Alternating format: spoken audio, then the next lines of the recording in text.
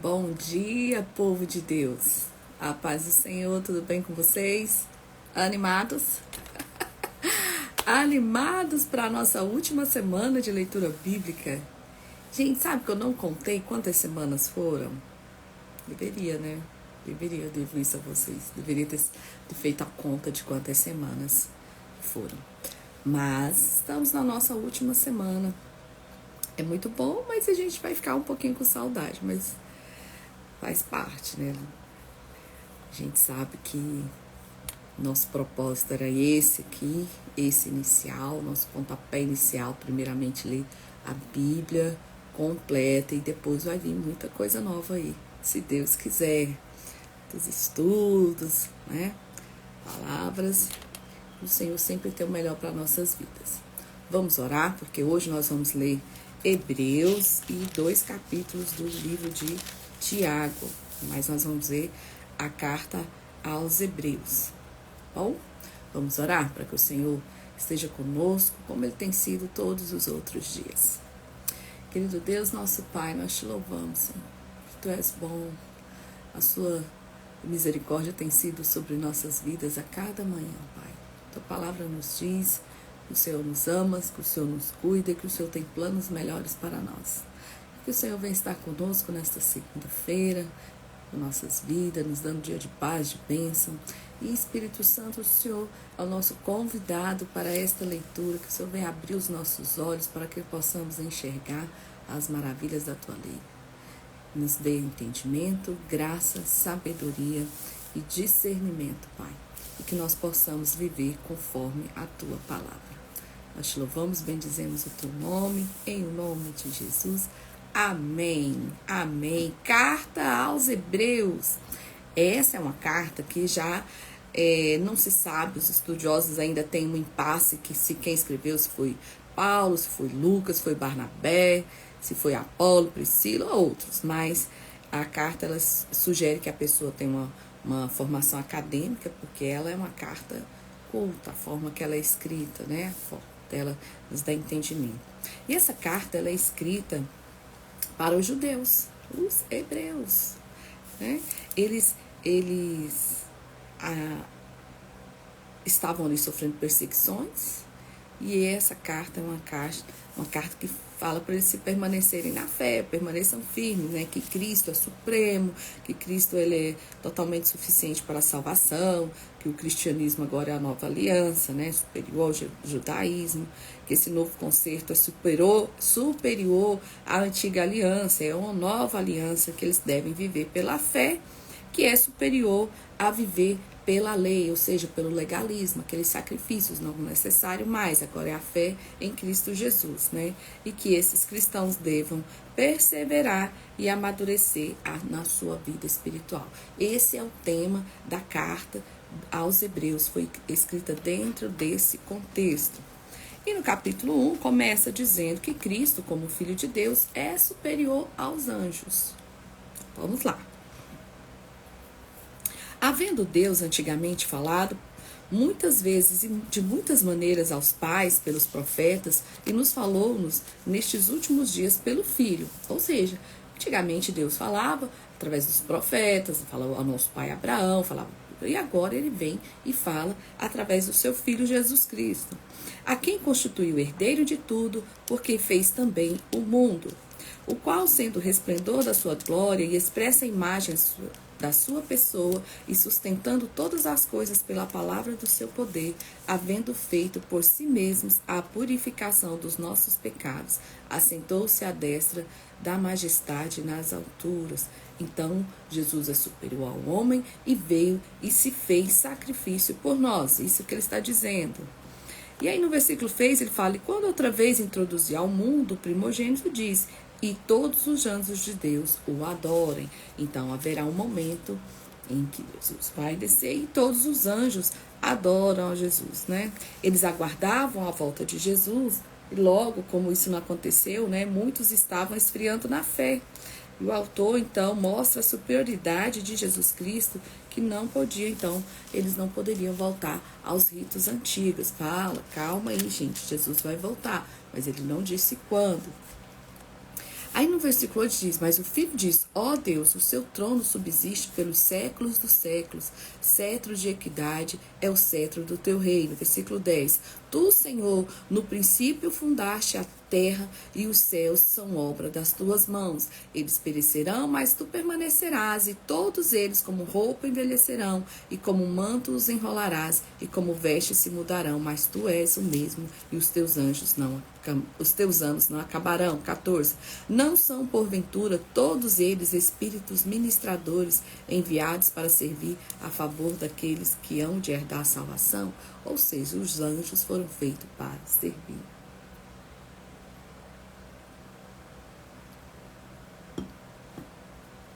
Porquanto, convém, capítulo 2, atentar com mais diligência para as coisas que já temos ouvido, para que em tempo algum nos desviemos dela, porque se a palavra falada pelos anjos permaneceu firme, todas as transgressões e desobediência recebeu a sua retribuição. Olha o 4. Testificando também Deus como eles, por sinais e milagres e várias maravilhas e dom do Espírito Santo distribuídos por sua vontade, porque não foi os anjos que sujeitou o mundo futuro de que falamos, mas um certo lugar testificou alguém, dizendo, que é o homem para que dele te lembres, ou o filho do homem para que te visites? Tu fizeste um pouco menor do que os anjos de glória e de honra, e coroastes e constituíste sobre as obras de tuas mãos. Ou seja, ele está aqui, o autor, sempre falando aos hebreus, para que eles entendam o quanto do sacrifício de Jesus ali foi válido, e o quanto Cristo é superior aos anjos. Todas as coisas lhe sujeitar-se debaixo dos pés. Ora, visto que sujeitou todas as coisas, nada deixou que não seja sujeito, mas agora ainda não vemos que todas as coisas que estejam sujeitas. Vemos, porém, coroado de glória e de honra, e aquele Jesus que foi feito um pouco menor do que anjos, por causa da paixão da morte, para que da graça de Deus provasse a morte por todos. Porque convinha que aquele para quem tantas as coisas e mediante tudo o que resiste, trazendo muitos filhos à glória, consagrasse pelas aflições o príncipe da salvação deles. Ou seja, gente, nenhum anjo podia substituir Jesus, né? O que Jesus fez por nós. Sacrifício ali, ó. Porque assim que santifica como os que são santificados, são todos de um, por cuja causa não envergonha lhes chamar irmãos, dizendo, anunciarei o teu nome a meus irmãos, cantar-me-ei louvores no meio da congregação. E por vez, porém nele a minha confiança, e outra vez, eis-me aqui, a mim e os filhos que me deu. E visto como os filhos participam da carne e do sangue, também ele participou das mesmas coisas, para que pela morte aniquilasse o que já tinha o império da morte, isto é, o diabo. Ou seja, Cristo vem e tira o domínio do diabo das nossas vidas. E livrasse tudo que com medo da morte estavam por toda a vida sujeitos à servidão, porque na verdade ele não tomou os anjos, mas tomou a descendência de Abraão. Ou seja, o Senhor escolheu nós. Pelo que nós também, hoje, os gentios também, né? Jesus Cristo veio para todos. Pelo que convinha que tudo fosse semelhante aos irmãos, para ser misericordioso e fiel, sumo sacerdote naquilo que é de Deus, para expiar os pecados do povo, porque naquilo que ele mesmo sendo tentado, padeceu, pode socorrer aos que são tentados. Capítulo 3, ele mostra que Cristo é superior a Moisés, né, e o perigo da incredulidade e desobediência. Pelo que, irmãos santos, participantes da vocação celestial, considerai a Jesus Cristo apóstolo e sumo sacerdote da nossa confissão, sendo fiel que o constituiu, como também foi Moisés em toda a sua casa. Por que sacerdote, Lídia? Porque na época, só o sacerdote, antes de Cristo, só o sacerdote tinha a ligação com Deus. Lembra que o sacerdote entrava lá no Santo dos Santos com a cordinha amarrada e tal, ele era a pessoa que tinha um contato, e Moisés também era aquele com que Deus falava face a face, mas agora ele fala que ele o Senhor constituiu, como também foi com Moisés, constituiu o sumo sacerdote da nossa confissão. porque ele é tido por digno de tanto maior glória do que Moisés, quanto maior honra do que a casa que a edificou. Porque toda casa é edificada por alguém, mas o que edificou todas as coisas é Deus. Na verdade, Moisés foi fiel em toda a sua casa como servo, para testemunho das coisas que haviam de anunciar, mas Cristo como filho sobre a sua própria casa, a qual a casa somos nós, e tão somente conservamos firme a confiança e a glória na esperança até o fim. Ou seja, vamos manter firme. Jesus agora é o nosso sumo sacerdote, e nós estamos agora firmados a nossa fé nele. E mantemos a esperança da glória até o fim. No 14 ele fala, porque nos tornamos participantes de Cristo, se retivermos firmemente o princípio da nossa confiança até o fim. Enquanto se diz, hoje se ouvirdes a sua voz, não endureçais o vosso coração, como na provocação, porque havendo alguns ouvido o provocaram, mas não todos os que saíram do Egito pelo meio de Moisés, mas os que se indignou por 40 anos, não foi porventura os que pecaram, cujos corpos caíram no deserto? Ele está relembrando. E a quem jurou que não entrariam em seu repouso, senão os que foram desobedientes?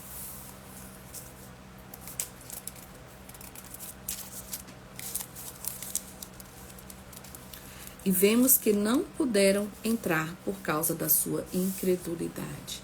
E nós vimos mesmo, nós lemos lá no começo, que a geração que não teve fé, que não andou conforme a fé ali que Moisés falava, gente, a nuvem estava lá, a voz de Deus estava lá, e mesmo assim eles não creram, acabaram indo para caminhos errados. Essa geração não entrou na terra prometida, não entrou em Canaã. Então ele está falando aqui, gente, nós já temos os exemplos daqueles que não tiveram fé, né?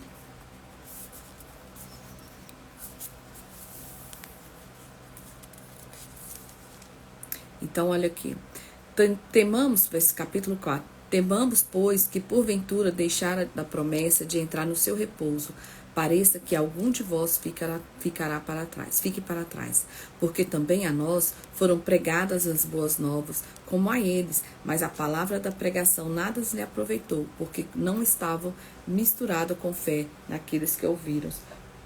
Porque nós, os que temos crido, entramos no repouso tal como disse.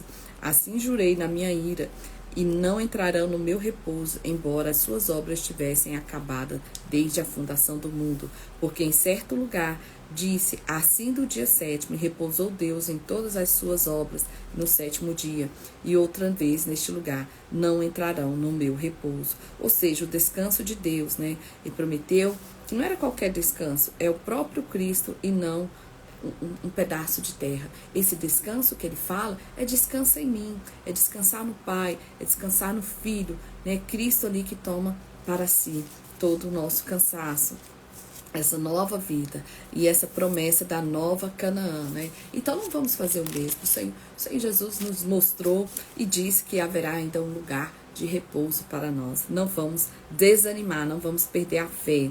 E aí no 7 ele diz, determina outra vez um certo dia, hoje dizendo por Davi, muito tempo depois, como já está dito, hoje se ouvides a voz, não endureçais o vosso coração, porque se Josué lhe houvesse dado repouso, não falaria depois disso de outro dia. Então ouça a voz de Deus, né, para não fazer como fizeram no passado. Portanto, resta ainda um repouso para o povo de Deus, porque aquele que entrou no seu repouso, ele próprio repousou as suas obras como Deus das suas, ou seja, Jesus Cristo. Procuremos, pois, entrar naquele repouso, para que ninguém caia no mesmo exemplo de desobediência, porque a palavra de Deus é viva, eficaz e mais penetrante do que qualquer espada de 2 gumes, e penetra na divisão da alma e do espírito e das juntas e medulas, e é apta para discernir os pensamentos e as intenções. Ou seja, a palavra, o verbo, o próprio Jesus é o nosso descanso. E Jesus é o verbo, essa palavra ela é poderosa, gente. E assim, esse versículo Eu lembro muito meu pai pregando nisso e eu achava aquilo incrível. Eu criança olhava e falava assim, nossa, uma espada de fogo que vai na divisa da alma, né? Ó, penetra na divisa da alma com o espírito. Eu ficava imaginando aquela cena. Eu deveria ter uns 8 anos, gente. E eu nunca esqueci. Então, assim, eu ouvi meu pai sempre falava muito, meu pai pregando empolgado, né? Dessa espada que vai na divisa da alma e do espírito, e das juntas e medulas, e apta para discernir os pensamentos e intenções do coração. E é isso que a palavra de Deus faz. A palavra de Deus, ela nos revela, ela nos mostra, ela não deixa a gente em dúvida. Você lê a palavra de Deus, você não fica cheio de dúvida, mas ao contrário, você aprende a ter discernimento. Porque sempre que você for ler a palavra, peça ao Espírito Santo para te trazer ali discernimento, conhecimento, tá? E entendimento. Esse é um combo que a gente tem que estar sempre pedindo para o Espírito Santo, porque é Ele que nos dá esse discernimento. E não há criatura alguma encoberta diante dele. Antes, todas as coisas estão nuas e patentes aos olhos daquele com quem temos de tratar. Então, Cristo é superior aos sumos sacerdotes do Antigo Testamento. É isso que ele vai dizer a partir do versículo 14. Visto que temos um grande sumo sacerdote, Jesus, Filho de Deus, que penetrou nos céus, e retenhamos firmemente a nossa confissão, porque não temos um sumo sacerdote que não possa compadecer das nossas fraquezas, porém, um que, como nós, em tudo foi tentado, mas sem pecado. Cheguemos, pois, com confiança ao trono da graça, para que possamos alcançar misericórdia e achar graça, a fim de sermos ajudados em um tempo oportuno. Então, aqui, o autor da carta mostra que o sumo sacerdote, Jesus Cristo, é o que nos defende dos outros, né? Defende os outros, ele nos comprou. Ele vê as nossas fraquezas espirituais e ele é verdadeiro. Sim, capítulo 5. Porque todo sumo sacerdote tomado dentre o homem é constituído a favor dos homens nas coisas concernentes a Deus, para que ofereça dons e sacrifícios pelo pecado, e possa compadecer eternamente do ignorante e errado, pois também ele mesmo está rodeado de fraqueza. E por esta causa deve ele, tanto pelo povo como também por si mesmo, fazer oferta pelos pecados. E ninguém toma para si essa honra, senão o que é chamado por Deus, como Arão. Assim também Cristo não se glorificou a si mesmo para fazer sumo sacerdote, mas glorificou aquele que lhe te disse: Tu és meu filho, hoje te gerei. Como também diz noutro lugar: Tu és sacerdote eternamente, segundo a ordem de Melquisedeque, o primeiro sacerdote. Ele está aqui citando o Salmo 110. E Melquisedeque, vocês lembram que ninguém sabe de onde veio, de quem era. Nós sabemos que Abraão foi lá e fez o primeiro dízimo das coisas. Vocês lembram que lá, lembra que eu falei, olha, Abraão está aqui colocando o padrão do dízimo, quando ele foi lá e dizimou para o rei Melquisedeque. Então, ninguém se autoproclama sumo sacerdote, né? E sim Deus coloca, o Deus Altíssimo que escolhe. E Jesus é o sacerdote e antes de todos eles, né? Porque ele tem a linhagem divina. E aí ele coloca assim: ainda que era filho, aprendeu a obediência por aquilo que padeceu, e sendo ele consumado, veio a ser a causa de eterna salvação para todos que lhe obedecem, chamado por Deus sumo sacerdote segundo a ordem de Melquisedeque, do qual muito temos que dizer, que difícil da interpretação, porque vos fizestes negligentes para ouvir. Ou seja, vocês não conseguem entender que como assim, como Melquisedeque apareceu lá, era o primeiro sacerdote, não sabemos de onde veio, porque que quem coloca é Deus. E aí ele fala que o Senhor é o sumo sacerdote e é da linhagem do Altíssimo, né? Porque qualquer que ainda se alimenta de leite não está experimentado na palavra de justiça, porque é menino, mas o mantimento sólido para perfeitos, os quais, em razão do costume, têm os sentidos exercitados para discernir tanto bem quanto mal. Então, não pode aí ficar assim repreendendo as coisas que já deveriam saber, né? Para ensinar e estar vivendo ultimamente. Fala, você já era para você estar com esse entendimento, né? Tá parecendo menina ainda que tem que estar alimentando ainda com o leitinho. Pelo que capítulo 6, deixando os rugimentos da doutrina de Cristo, prossigamos até a perfeição, não lançando de novo o fundamento do arrependimento de obras mortas e de fé em Deus, e da doutrina dos batismos e da imposição de mãos e da ressurreição dos mortos e do juízo eterno. E isso faremos se Deus o permitir, porque é impossível que os que já uma vez foram iluminados e provaram o dom de celestial e fizeram participantes do Espírito Santo e provaram boa palavra de Deus e as virtudes do século futuro e recaíram, sejam outra vez renovados para arrependimento pois assim, quanto a eles, e de novo crucificam o Filho de Deus e o expõem ao vitupério. Porque a terra que embebe a chuva, que muitas vezes cai sobre ela, e produz erva proveitosa para aqueles que, por quem é lavrada, recebe a bênção de Deus. Mas os que produzem espinhos e abrolhos, reprovada, e perto está a maldição, e o fim é a queimada. Ou seja, ele está alertando eles, cuidados para vocês que conhecem a verdade, né? É impossível viver longe dessa verdade. É nesse sentido que ele está dizendo.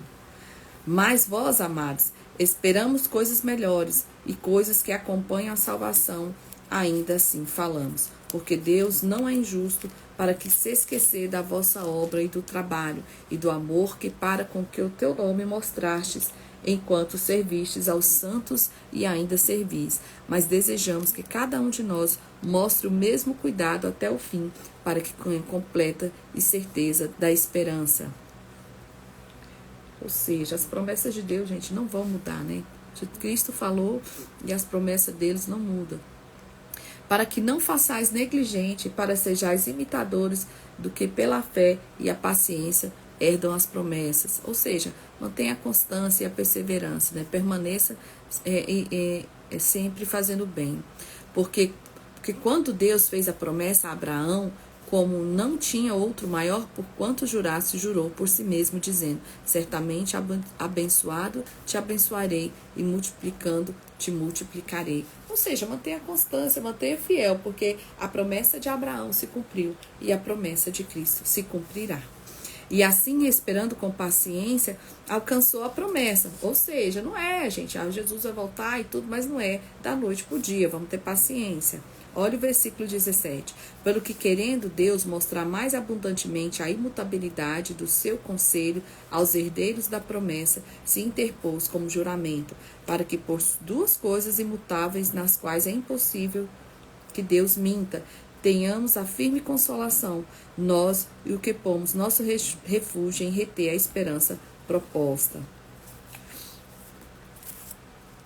Então a gente tem que manter confiante, porque a gente mantemos, porque assim alcançaremos as promessas que vão acontecer, né? Jesus Cristo é o sacerdote e é sobre ele mesmo, né? Jesus Cristo rompeu o véu, hoje nós temos acesso ao que não tínhamos antigamente, né? E é impossível que Deus minta, e ele é a própria garantia de que ele é a promessa, e essas coisas são imutáveis e irão se cumprir.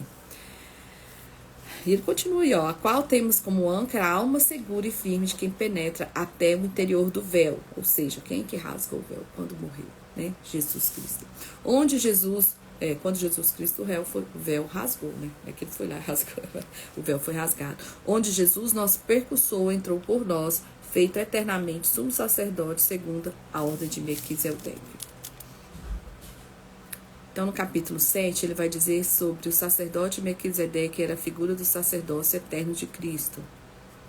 Por que, Lídia? Porque não há registro da linhagem de Melquisedeque, mesmo assim, a honra Abraão honrou, né?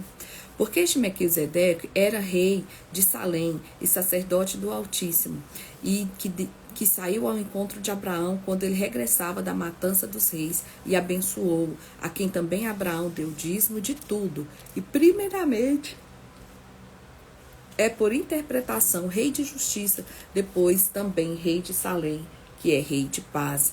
Sem pai, sem mãe, sem genealogia, não tendo princípio de dias nem de fim, mas sendo feito semelhante ao Filho de Deus, permanece sacerdote para sempre. Considerai, pois, quão grande era este, a quem até o patriarca Abraão deu os dízimos dos despojos, e que dentre os filhos de Levi recebe um sacerdote, tem ordem, segundo a lei, tomar o dízimo do povo, isto é, seus irmãos, ainda que tenham discernido de Abraão. Mas aquele cuja genealogia não é contada entre eles tomou o dízimo de Abraão e abençoou o que tinha as promessas. Ora, sem contradição alguma, o menor é abençoado pelo maior. Jesus Cristo é o sacerdote por ele mesmo. Jesus Cristo não é da linhagem de Arão. Lembra que a linhagem de Arão era a linhagem sacerdotal. Jesus Cristo é da tribo de Judá. Então, ele está fazendo esse paralelo aqui com o Melquisedeque, que foi o sacerdote a quem Abraão entregou o primeiro dízimo, e todos têm esse respeito por ele. Falem por nós, assim como vocês respeitam, a gente tem que respeitar Jesus Cristo como nosso sacerdote muito maior, que fez o sacrifício por nós perante Deus. Então, se vocês respeitam a Abraão, precisam respeitar a Jesus Cristo. Versículo 11 diz, de sorte que a perfeição fosse pelo sacerdote levítico, que necessidade havia logo de que os outros sacerdotes se levantassem segundo a ordem de Melquisedeque, se não fosse chamado segundo a ordem de Arão, que é o que eu acabei de explicar para vocês, né? E muito mais manifesta ainda, versículo 15, a semelhança de Melquisedeque se levantar outro sacerdote, que não foi feito segundo a lei do mandamento carnal, mas segundo a virtude da vida incorruptível, porque dele assim se testifica, tu és sacerdote eternamente segundo a ordem de Melquisedeque. Melquisedeque, né, serviu como se um tipo de Cristo, né, naquela época, como se fosse o sumo sacerdote, né? Provando, então, na teoria que a lei, que era o sacerdote, de onde o sacerdote vem, antes é a lei. E ele não precisa mais de genealogia, ele precisa ser superior, né? Então, se vocês respeitam os sacerdotes de Levi, imagina Melquisedeque e Jesus. E o versículo 23 fala assim, na verdade, aqueles que foram feitos sacerdotes em grande número, porque pela morte foram impedidos de permanecer, mas este, porque permanece eternamente, tem um sacerdote perpétuo, mostrando a superioridade de Jesus como sacerdote eterno. Mas, portanto, pode também salvar perfeitamente os que por ele se chegam a Deus, vivendo sempre para interceder por eles, porque nos convinha tal sumo sacerdote, tanto inocente, imaculado, separado dos pecadores e feito mais sublime do que os céus, que não necessite, como os sumos sacerdotes, de oferecer cada dia sacrifícios, primeiramente pelos seus próprios pecados. Então, ele fez esse sacrifício uma vez só, ele oferecesse o sacrifício ali perfeito, uma vez para todo sempre, né? Pelo que depois do povo, porque disso fez ele e fez oferecendo a si mesmo, porque a lei constituiu sumos sacerdotes a homens fracos, mas a palavra do juramento que veio depois da lei constituiu ao Filho perfeito e para sempre. Então, ele mostra no capítulo 7 a perfeição do sacrifício e do sacerdócio de Jesus Cristo. No capítulo 8, ele vai falar sobre o antigo pacto, né, que era um símbolo transitório. Agora que Cristo é o nosso mediador, é um pacto melhor, um pacto eterno. Ora, a suma do que temos dito é que temos um sumo sacerdote, tal qual está sentado nos céus, à destra do trono e da majestade, os ministros dos santuários e do verdadeiro. Ele está citando o Salmo 110 de novo. Verdadeiro tabernáculo, do qual o Senhor fundou, e não o homem. Porque todo sumo sacerdote é constituído para oferecer dons e sacrifícios, pelo que era necessário que também tivesse alguma coisa a oferecer. Ora, se ele tivesse na terra, tem nem tão pouco sacerdote seria, havendo ainda sacerdotes que ofereceram dons segundo a lei. Versículo 6. Mas agora alcançou ele ministério tanto mais excelente, quanto é mediador de um melhor concerto, que está confirmado entre os melhores das melhores promessas, ou seja, ele é a aliança superior, ele é perfeito. Porque se ele, aquele primeiro, for irrepreensível, nunca se teria buscado lugar para o segundo. Porque repreendemos, diz, eis que virão dias em que o Senhor, em que com a sua casa de Israel e com a casa de Judá estabelecerei um novo concerto, não segundo o concerto que fiz com seus pais, no dia em que tomei pela mão para tirar da terra do Egito. Como não permaneceram naquele meu concerto, eu para eles não atentei, diz o Senhor. Porque este é o concerto que depois daqueles dias farei da casa de Israel, diz o Senhor. Porei as minhas leis no seu entendimento e seu coração as escreverei, e eu lhes serei por Deus. Então, ele está aqui dizendo essa nova aliança, que só Jesus Cristo é a aliança perfeita. E aí ele fala no versículo 3, né? Dizendo, o novo concerto envelheceu primeira hora que se tornado velho e se envelhece perto que está a acabar. Ou seja, acabou a antiga aliança. Capítulo 9, ele vai falar sobre os sacrifícios do santuário por causa das suas imperfeições e deviam se repetir, mas Cristo é único porque Cristo é perfeito. Ora, também o primeiro tinha ordenanças de culto divino em um santuário terrestre, porque um tabernáculo estava preparado, o primeiro em que havia o candeeiro e a mesa e os pães da proposição, aos que chamam de santuário. Então ele estava explicando aqui sobre o tabernáculo na primeira aliança. Mas depois, do segundo véu, estava o tabernáculo que se chama Santo dos Santos e que tinha incensário de ouros, a arca do concerto coberta de ouro e todos ao redor em que estava um vaso de ouro que continha maná, o varão de Arão, a vara de Arão e que tinha florescido e as tábuas do concerto. Então ele está ali lembrando como que era a antiga aliança, ao 7, versículo 7. Mas no segundo, só o sumo sacerdote, uma vez no ano, que não sem sangue, que oferecia para si mesmo e pelas culpas do povo.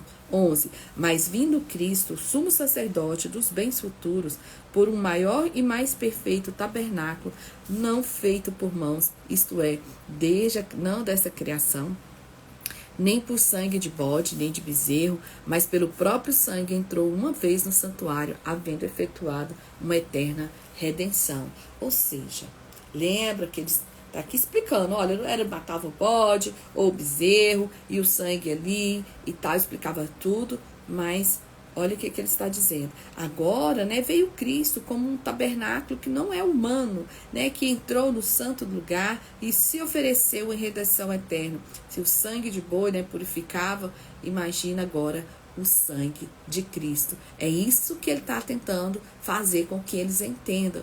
Gente, é o próprio Filho de Deus. Então é um sacrifício que fez por nós, por nossos pecados. E agora a gente não precisa ficar aí todo ano fazendo sacrifícios, né, de animais. Por quê? E olha o que ele diz aqui no versículo 15.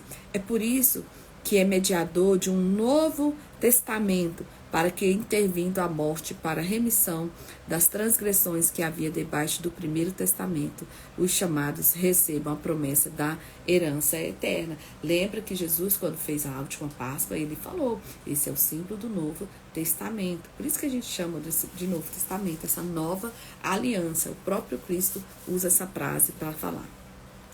Dizendo, este é o sangue do testamento que eu vos tenho mandado. E semelhantemente aspergiu com sangue o tabernáculo e todos os vasos do ministério. Então,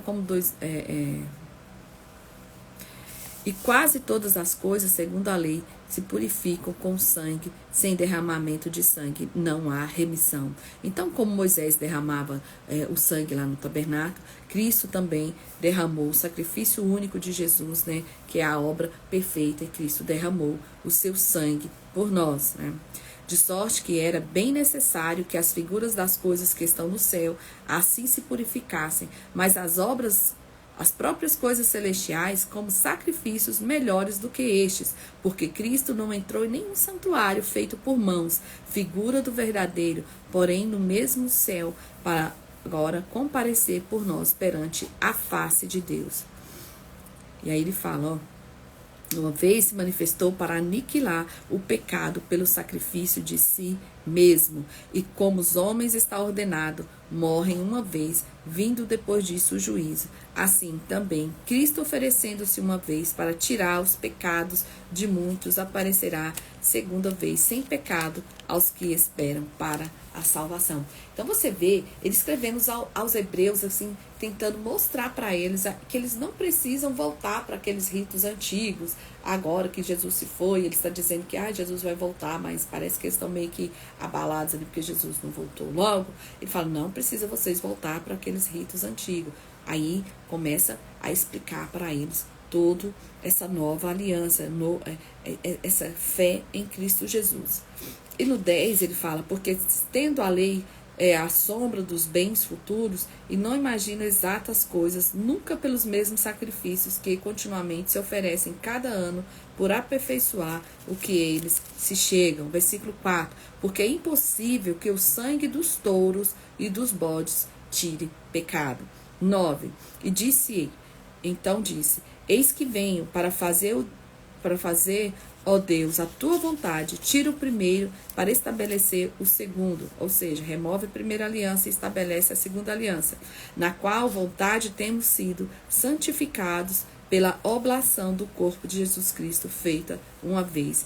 E assim todo sacerdote aparece cada dia ministrando e oferecendo muitas vezes o mesmo sacrifício, que nunca podem tirar pecado, ou seja, está repetindo lá. Mas este, havendo oferecido um único sacrifício pelos pecados, está assentado para sempre à destra de Deus. E no 18 ele diz, ora, onde há remissão destes, não há mais oblação de pecado. Então, Jesus morre ali pelo pecado de todos nós. E a exortação da esperança na fé.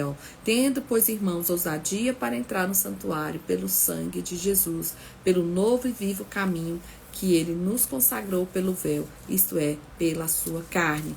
Versículo 25, não deixando nossa congregação, como é costume de alguns, antes admoestando uns aos outros, e tanto mais quanto vedes que vai se aproximando daquele dia. Ou seja, não deixe de congregar. Ele fala, naquela época era nas sinagogas, vão para as sinagogas, continue congregando uns com os outros. Assim, hoje, gente, não dá para ficar sendo crente só em casa. É tão importante a gente congregar, sabe? A gente vê o irmão, a gente às vezes tem uma palavra para o irmão, às vezes o irmão tem uma palavra, sempre é na pregação, o Senhor fala conosco, nós temos aquele momento de adoração, por mais que nós façamos e devamos orar em casa, cantar na nossa casa, fazer campanha, orarmos em todos os ambientes da nossa casa, ter o nosso momento de adoração com Deus, um momento a sós com Deus, congregar é extremamente importante. Tá aqui na Bíblia, nem é a tia Lídia que está dizendo para vocês fazerem, a própria Bíblia traz isso. Porque bem conhecemos, versículo 30, aqueles que diz, minha é a vingança, eu darei a recompensa, diz o Senhor, e outra vez o Senhor julgará o seu povo. Horrenda coisa é cair nas mãos de Deus vivo. 35, não rejeiteis, pois a vossa confiança, que tem grande e avultado galardão, porque necessitais de paciência para que depois que haverdes feito a vontade de Deus, possais alcançar a promessa, porque ainda um poucochinho de tempo é o que há de vir e virá e não tardará, mas o justo viverá pela fé, e se recuar, a minha alma não tem prazer nele. Nós, porém, não somos daqueles que retiraram para a perdição, mas daqueles que creem para a conservação da alma. Então, ele está falando aqui, gente, não retrocedam ao pecado. Permanecem firmes, mantenham a fé. No capítulo 11, ele vai falar sobre a natureza da fé e os exemplos de fé tirados do Antigo Testamento. Ora, a fé é o firme fundamento das coisas que esperam e a prova das coisas que não veem. Porque por ela os antigos alcançaram o testemunho. Lembra de a fé de Abraão, né? Pela fé, entendemos que o mundo pela palavra de Deus e foram criados de maneiras que aquilo que se vê não foi feito do que é aparente. Aí agora ele vai começar a fazer o rol dos pais da fé, que a gente chama de rol dos pais da fé. Por quê? Porque nessa época ainda não havia Jesus Cristo. Então ele fala assim, ora, A fé é o firme fundamento das coisas que se esperam e a prova das coisas que não se vê. E aí no 4 ele começa, pela fé, Abraão, Abel ofereceu a Deus o maior sacrifício do que Caim, pelo qual alcançou testemunho que era justo, dando Deus testemunho dos seus dons, e por ela, depois de morto, ainda fala. A Bíblia fala, né, que a terra clama o sangue de Abel, né? Então, pela fé, Enoque foi trasladado para não ver a morte e não foi achado, porque Deus o trasladara, visto como antes a sua trasladação alcançou o testemunho de que agradara a Deus. Gente, Enoque é o homem que andava com Deus. É um dos personagens assim, que eu ainda tenho vontade de me aprofundar. Porque, imagina, o Senhor já tinha tirado todo mundo do Jardim do Éden, já não tinha mais aquela coisa de todo dia ir lá, bater um papo com Adão. Mas a Bíblia fala que Enoque, sim, ele sim, perguntava assim, aí Adão, qual que era isso? E pensar assim, eu quero viver andando com Deus. E aí ele se portava de uma maneira que o Senhor andava com ele. Deus se afeiçoou dele, gostou dele e falou, vem cá, amigão. É demais, né? Uma hora eu ainda quero estudar um pouco mais sobre Enoque. E pela fé, então, Enoque foi trasladado. Ora, sem fé é impossível agradar, porque é necessário que aquele que se aproxima de Deus creia que ele existe e que é galardoador dos que os buscam. E pela fé, Noé, divinamente avisado das coisas que ainda não se viam, temeu e para a salvação da sua família preparou a arca, pela qual condenou o mundo e foi feito herdeiro da justiça de que é o mundo. Então, gente, Noé é outra prova de fé. Pela fé, Abraão, sendo chamado, obedeceu, indo para um lugar que havia de receber por herança, e saiu sem saber para onde ia. Pela fé, habitou na terra da promessa, como uma terra alheia, morando em cabanas como Isaac, com Jacó, herdeiros que com ele da mesma promessa, porque esperava a cidade que tem fundamentos, da qual o artífice é construtor e o construtor é Deus. Pela fé também a mesma Sara recebeu a virtude de conceber a fé e deu à luz de fora da idade, porquanto teve por fiel aquele que lhe tinha prometido. Pelo que também de um e esse já amortecido descenderam tantos em multidão como as estrelas do céu e como a areia inumerável que está na praia do mar. Todos estes morreram na fé, sem terem recebido as promessas, mas vendo-as de longe e crendo nelas, abraçando-as, confessaram que eram estrangeiros e peregrinos na terra. Olha aqui, ó, 17. Pela fé, Abraão e Isaac, quando foi provado, sim, aquele que recebera as promessas ofereceu o seu unigênito. Olha a fé de Abraão aqui. E aí, pela fé, 20, Isaac abençoou Jacó e Esaú no tocante às coisas futuras. Pela fé, Jacó, próximo da morte, abençoou cada um dos seus filhos, e de José aí adorou encostado à ponta do seu bordão. Pela fé, José, próximo da morte, fez menção da saída dos filhos de Israel e deu ordem acerca dos seus ossos. Gente, é fé. Aqui, ó, era tudo, assim, totalmente impossível para todos esses personagens. Olha esse flashback que nós estamos fazendo aqui, de tudo que nós lemos, né, desses dias para trás aí, ó. Pela fé, Moisés já nascido foi escondido 3 meses por seus pais, porque viram que era um menino formoso e não temeram o mandamento do rei. Pela fé, Moisés, sendo já grande, recusou ser chamado filho da filha de Faraó. Verdade. Escolhendo antes ser maltratado como o povo de Deus, porque por pouco tempo ter gozo do pecado, tendo por maiores riquezas e vitupédio de Cristo do que os tesouros do Egito, porque tinha em vista a recompensa. Ou seja, Moisés olhava a promessa. Então Moisés alcançou um nível de revelação que ele falou, epa, não vou ficar aqui, vou viver essa promessa, né, do povo que tinha de sair do Egito. Pela fé celebrou a Páscoa, pela fé passou pelo Mar Vermelho, pela fé caíram os muros de Jericó, pela fé Raabe, a meretriz, não pereceu com os inquéritos. Gente, a Raabe, ela nunca tinha visto nada, mas ela ouviu, ela falou, eu creio nesse Deus aí, quero ele também.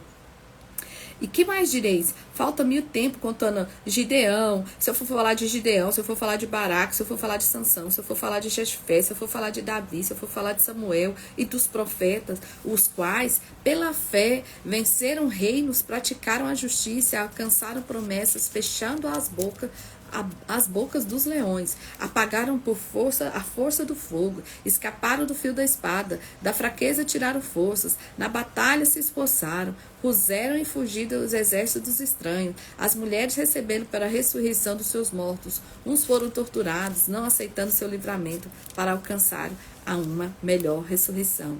Ou seja, gente, a fé desses homens pode ser comparar às nossas. Então eu falo assim, esse povo, nem deles, muitos deles não viram as promessas se cumprindo, mas eles perseveraram na fé. E aconteceu, eles morreram acreditando, né? Abraão não viu a multidão.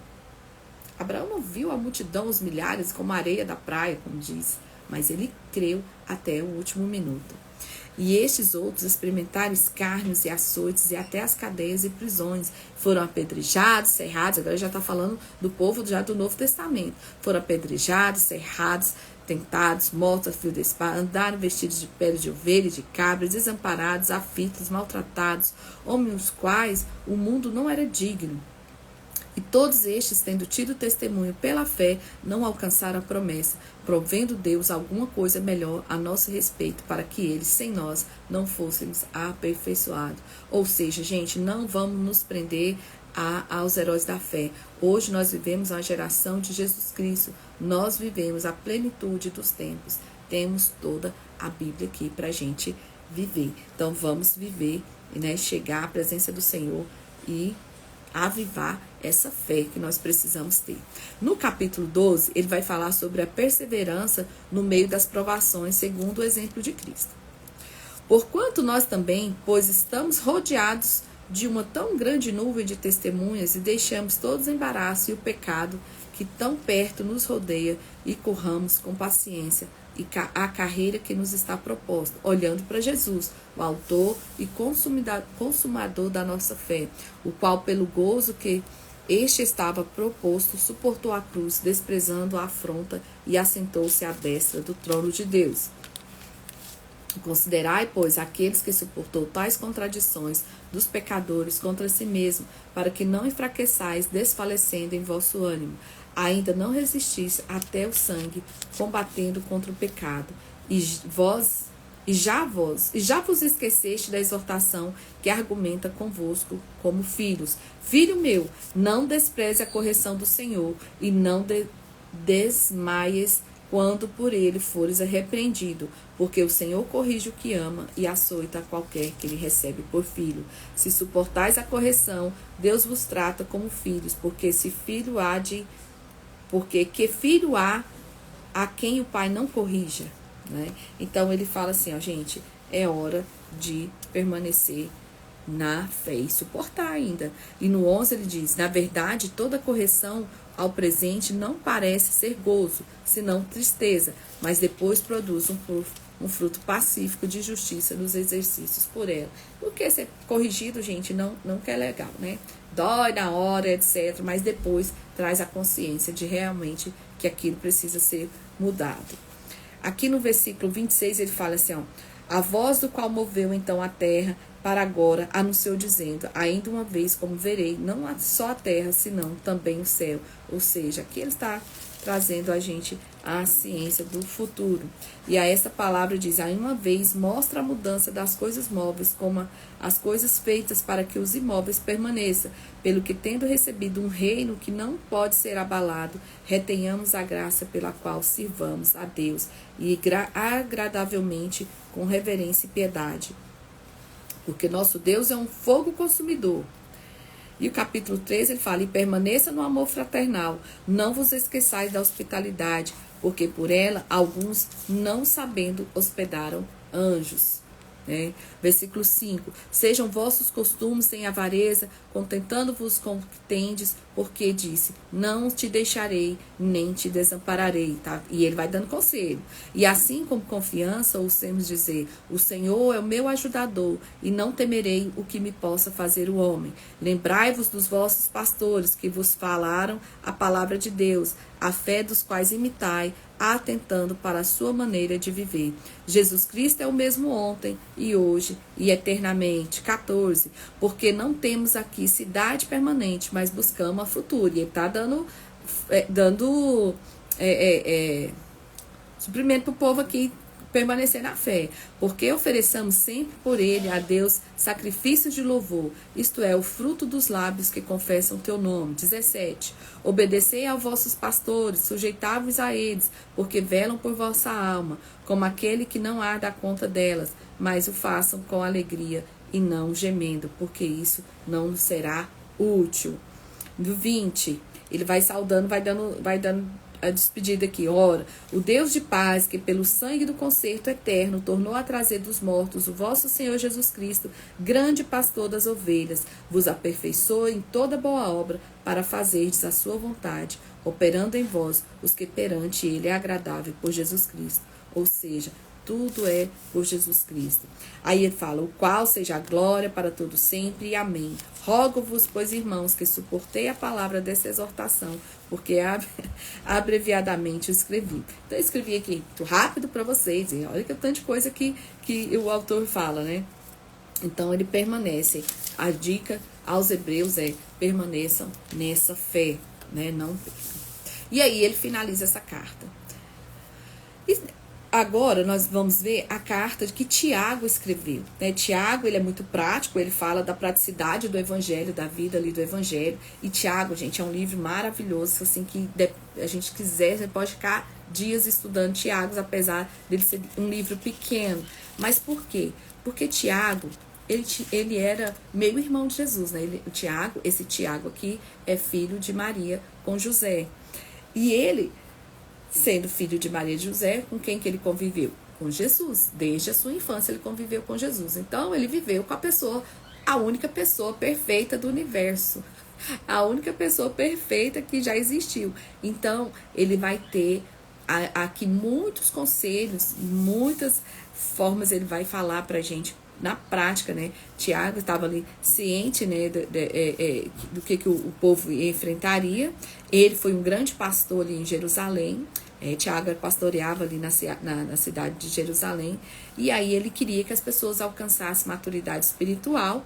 E aí ele busca o povo, esses crentes, né, a desenvolverem sua fé, buscando a sabedoria de Deus e vendo que eles poderiam ceder à tentação, sofrer as trágicas consequências, né, ou permanecer firme e experimentando a maturidade na fé. Então,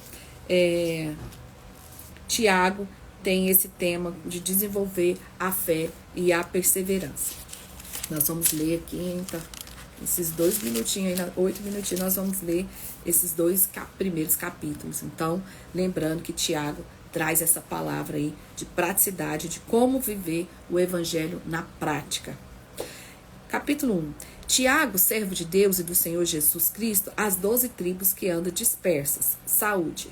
Então, o povo estava, os judeus espalhados ali pelo mundo, né, por terras gentias, e ele escreve para eles: meus irmãos, tende grande gozo quando cairdes em várias tentações, sabendo que a prova da vossa fé produz a paciência. Tenha, porém, a paciência, a sua obra perfeita, para que sejais perfeitos e completos, sem faltar em alguma coisa. E algum de vós tem falta de sabedoria, peça a Deus, que todos dá liberalmente e não lancem rosto a ser-lhe dada. Peça, porém, com fé, não duvidando, porque o que duvida é semelhantemente à onda do mar, que é levada pelo vento e lançada de um lado para o outro. Ou seja, né, um dia a gente crendo e no outro dia a gente já não crê mais. Não pense tal homem que receberá do Senhor coisa alguma. O homem de coração dobre é inconstante em todos os seus caminhos. Mas se glorie, irmão, abatido na sua exaltação, rico em seu abatimento, porque ele passará como a flor da erva. Porque sai o sol com ardor, e a erva seca, e a flor cai, e a formosa aparência do seu aspecto perece, assim se murchará também o rico em seus caminhos.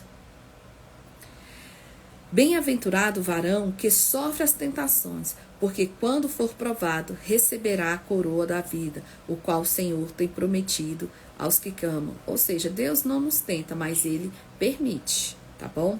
Ninguém sendo tentado diga, de Deus sou tentado, porque Deus não pode tentar pelo mal a ninguém e a ninguém tenta, ou seja, Deus permite. Mas cada um é tentado quando atraído e engodado pela sua própria concupiscência.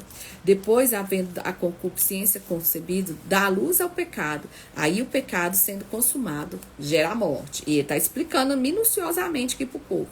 Não erreis, meus amados irmãos. Toda boa dádiva é o dom perfeito, vem do alto, descendo do Pai das luzes, em que não há mudança nem sombra de variação.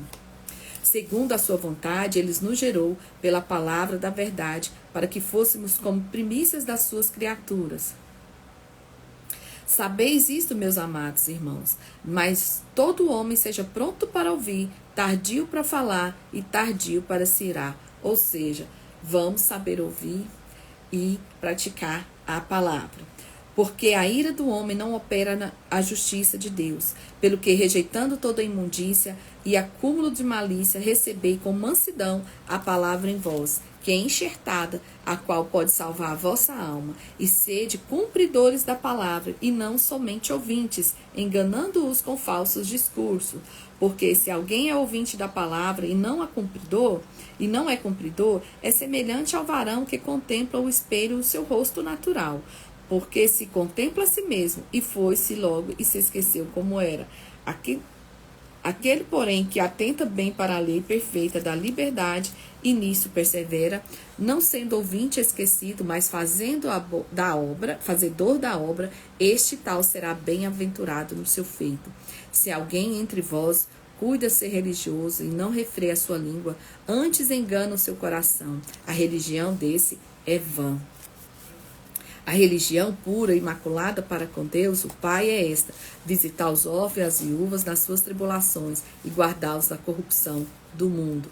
Ou seja, seja caridoso, né? Não faça acepção de pessoas. Condena-se a acepção de pessoas, né? Meus irmãos, não tenhais a fé do nosso Senhor Jesus Cristo, Senhor, na glória em acepção de pessoas, porque se o nosso ajuntamento era algum homem com anel de ouro no dedo, como vestes preciosas, a entrar também algum pobre com sórdida vestimenta, e atentares para o que traz a veste preciosa, e lhe disseste: assenta-te aqui num lugar de honra, e disseste ao pobre: tu fica aí em seu pé, ou assenta-te debaixo do meu estrado.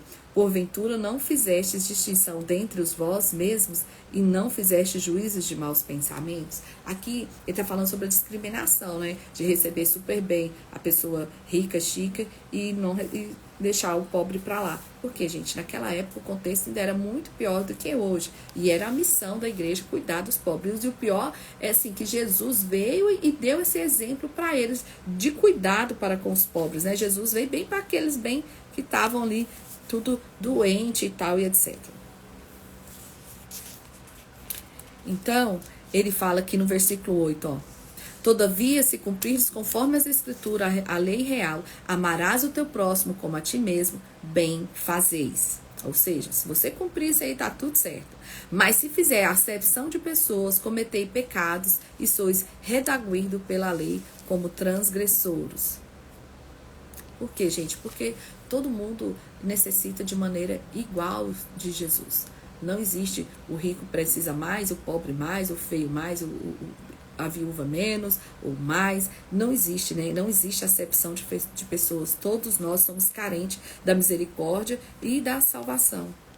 Porque aquele que diz, versículo 11, não cometerás adultério, também diz, não matarás. Se tu, pois, não cometeres adultérios, mas matares, está feito o transgressor da lei. Assim falai e assim procedei, como devendo ser julgado pela lei de liberdade. Porque o juízo será sem misericórdia sobre aquele que não fez misericórdia, e a misericórdia triunfa sobre o juízo.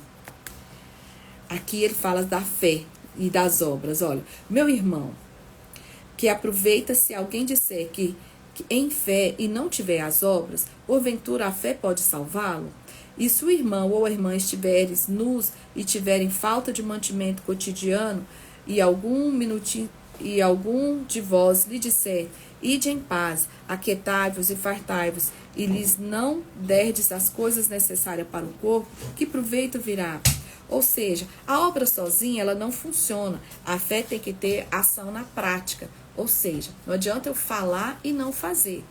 Porém, não são minhas obras. A obra ela é consequência da vida que eu faço.